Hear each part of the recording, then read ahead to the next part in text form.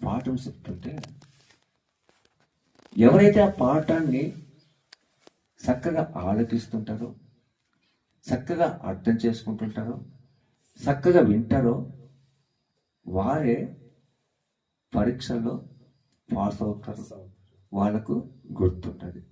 అలా కాకుండా ఈ చెప్తున్న పాఠాన్ని వినక, ఆలకించక, అటు ఇటు వాళ్ళతో వీళ్ళతో మాట్లాడుతుంటే ఈ పాఠం అర్థం కాదు, వాళ్ళ పరీక్షలో ఇబ్బందులు పడతారు.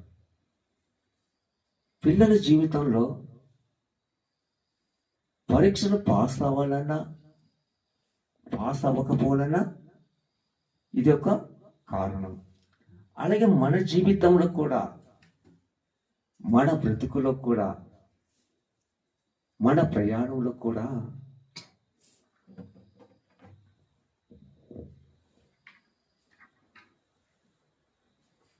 మన కుటుంబంలో కూడా,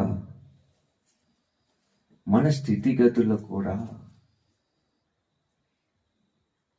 ఒక అవగాహన ఉండాలి, ఒక స్పష్టత ఉండాలి, ఒక గురి ఉండాలి, ఒక గమ్యం ఉండాలి.